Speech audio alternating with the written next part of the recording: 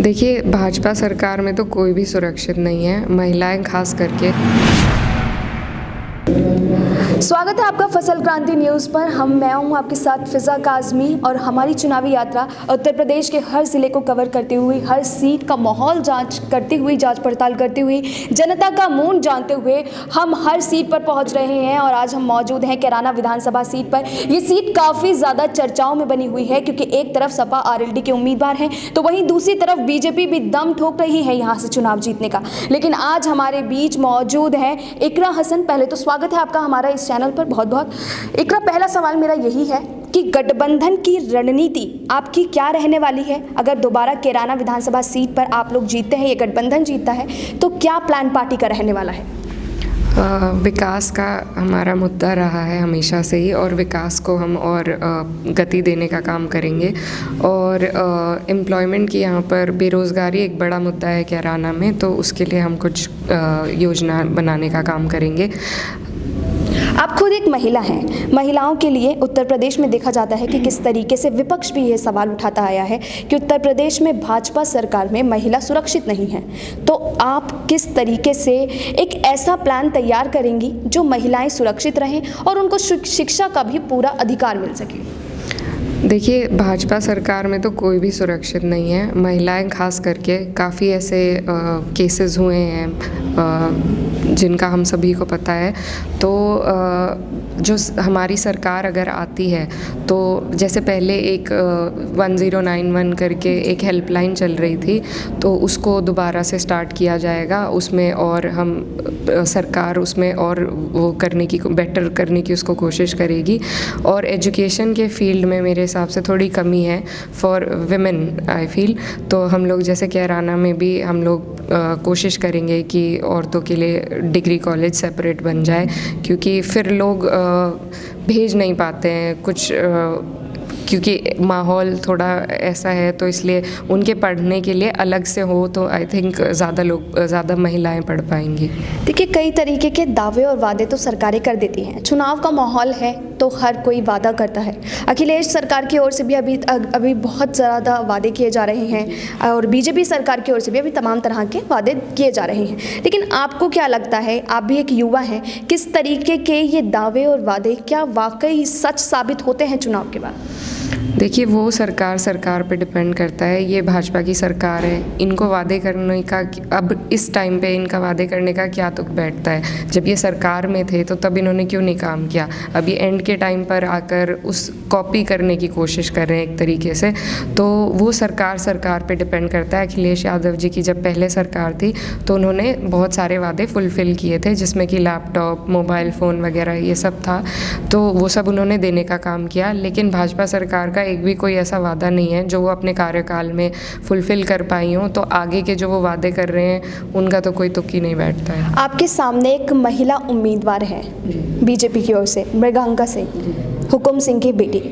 कितना चुनौतीपूर्ण मानती हैं आप उन्हें कैराना विधानसभा के लिए? देखिए, कॉम्पिटिटर होता है, वो हमारी कॉम्पिटिटर हैं, तो चुनाव तो होगा, लेकिन मेरे को नहीं लगता है कि इतना कोई टफ कंपटीशन रहेगा उनसे। तो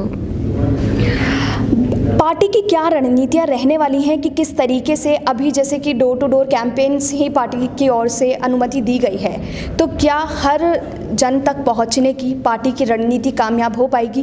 क्योंकि हाल ही में अगर हम देखें, बात करें गांव की, तो हर किसी के पास गांव में इंटरनेट अवेलेबल नहीं है। तो डिजिटल माध्यम से भी अगर पार्टियां करती हैं, तो अगर डिजिटल माध्यम से भी सब तरह पार्टी का प्रचार नहीं हो पाता है, तो क्या रणनीतियाँ हैं, कैसे आप अपने कैंपेन को आगे चलाएंगी? देखिए, रणनीति तो डोर टू डोर की ही है, क्योंकि बहुत ही स्ट्रिक्ट गाइडलाइंस हैं कोरोना की, तो हम लोग उसी पे चल रहे हैं, वही कोशिश कर रहे हैं उसको फुलफ़िल करने की। तो मेरे हिसाब से हम वही करते रहेंगे। बाकी सोशल मीडिया के माध्यम से जितने लोगों को तक पहुंच पाएँ वो भी साइड बाय साइड चल रहा है, पर मेन जो वो रहेगा, अगर कुछ गाइडलाइंस थोड़ी वो रिलैक्स होती हैं तो उसके हिसाब से ही रहेगा। तो ये तो सब इलेक्शन कमीशन के हाथ में। आप खुद लंदन से पढ़कर आई हैं, आप क्या चाहती हैं कि यहाँ पर महिलाओं के लिए खासकर बात करें तो शिक्षा में क्या तब्दीलियाँ होनी चाहिए? देखिए, महिलाओं के लिए जैसा मैंने आपको बताया कि एक सेपरेट डिग्री कॉलेज हो तो ज़्यादा बेटर रहेगा, ज़्यादा महिलाएं जा पाएंगी, पढ़ पाएंगी, ऐसा मेरा ये अपना ओपिनियन है। दूसरा मेरे हिसाब से कुछ फॉर एम्प्लॉयमेंट ऑल्सो, क्योंकि जब तक आप फाइनेंशियली मजबूत नहीं होते हो तब तक आपकी तरक्की नहीं हो पाती है एज अ वर्ग कह लीजिए, महिला वर्ग जो है हमारा, फीमेल्स। तो उसमें भी मेरी काफ़ी दिलचस्पी रही है, या तो सोशल वर्क के माध्यम से या किसी और तरीके से। मेरे को ज़्यादा फोकस उस पर करने, क्योंकि जो हमारी जो मिडिल एज्ड महिलाएं हैं उनको हम अगर फाइनेंशियली स्ट्रॉन्ग करेंगे तो वो आगे अपने परिवार को लेकर चलेंगी और पढ़ाने का काम करेंगी, तो वो भी एक कोशिश रहेगी। देखिए, रोज़गार का मुद्दा भी बहुत ज़्यादा ज़रूरी है। खाली पद पड़े हैं लाभार्थियों के लिए, शिक्षा के लिए।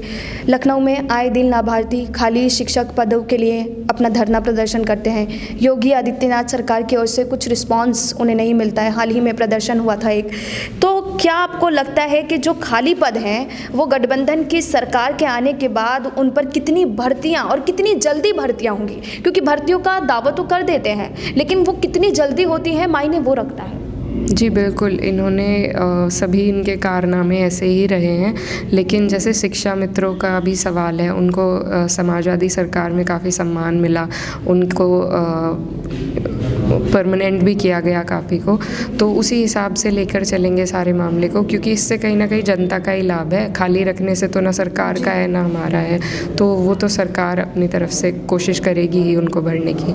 फसल क्रांति के माध्यम से आप कैराना की जनता को, आप खुद एक युवा हैं, तो यहाँ के युवाओं को क्या ऐसा संदेश देना चाहते हैं जो जनता आप पर भरोसा करे, विश्वास करे और एक बार फिर आपकी यहाँ कैराना में आपको वो सीट दोबारा मिल सके? देखिए, यही अपील रहेगी कि बीजेपी की सरकार का हमने 5 साल का कार्यकाल देख लिया है, सभी ने ही, और इन्होंने कोई ऐसा काम नहीं किया है जिसको वो गिनवा सके। इसीलिए वो अपने पुराने खोखले पलायन के मुद्दे को लेकर आ गए हैं। तो मैं यही कहना चाहती हूँ कि भारतीय जनता पार्टी कभी भी विकास की बात नहीं करती है, तो इनको विकास की लाइन पर हम सबको ही लाना पड़ेगा, क्योंकि जब वो तब होगा जब हम इनके ये खोखले जो पलायन के प्रोपेगेंडा हैं और जो विभाजन की इनकी स्ट्रैटेजीज़ हैं उनको जब हम नाकारेंगे। तो अभी तो सबसे बड़ी अपील यही रहेगी, क्योंकि सेंटर में भी इनकी गवर्नमेंट है, तो हम स्टेट से ये प्रोसीजर शुरू करेंगे, तब जाकर ये ऊपर तक पहुंचेगा। तो हमें ही इनको मजबूर करना पड़ेगा कि ये विकास की बात करें, क्योंकि ये खुद से तो करने वाले नहीं हैं। तो सभी से ये अपील रहेगी कि इनकी जो ये डिवीज़न वाली पॉलिटिक्स है उसमें ना घुसें, उसमें इंटरेस्ट ना लें, और जो भी सरकार जो प्रदेश की प्रगति के लिए काम करे उसको वोट दें, उसको आगे बढ़ाएं और अपने प्रदेश की प्रगति के लिए वोट करें। बस। तो बहुत बहुत शुक्रिया इकरा हमारे साथ जुड़ने के लिए। तो ये थी इकरा हसन, जिन्होंने बताया कि पार्टी की क्या रणनीतियां होंगी आने वाले समय में, बसपा और आने वाले समय में सपा और आरएलडी का ये गठबंधन कितना चुनौतीपूर्ण तरीके से रहने वाला है बीजेपी के लिए। तो देखना होगा ये चुनावी टक्कर क्या आगामी मोर्चे पर कितनी सफल हो पाती है। फिलहाल के लिए हमें दीजिए इजाजत और आप जुड़े रहिए फसल क्रांति के साथ।